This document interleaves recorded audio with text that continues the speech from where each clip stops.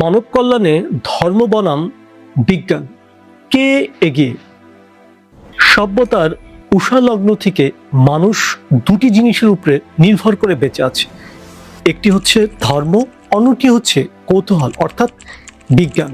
এই দুটি জিনিস মানব জাতির অন্ধকার থেকে আলোর দিকে নিয়ে এসেছে। কিন্তু আমাদের আজকের পৃথিবীতে দাঁড়িয়ে একটি প্রশ্ন ওঠে, মানব জাতির প্রকৃত কল্যাণ কার অবদান বেশি, বিজ্ঞান নাকি ধর্ম? আজকের এই ভিডিওতে আমরা এই জটিল সমীকরণের গভীরে যাওয়ার চেষ্টা করব। আমি নাফিস আছি আপনাদের সঙ্গে।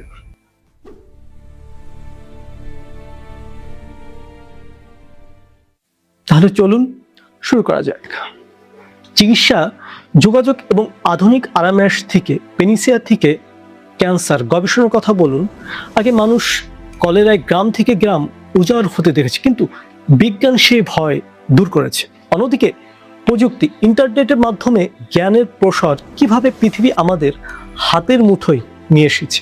বিজ্ঞান, যুক্তি, অন্ধবিশ্বাস দূর করে মানুষকে যৌক্তিকভাবে চিন্তা করতে শিখিয়েছে।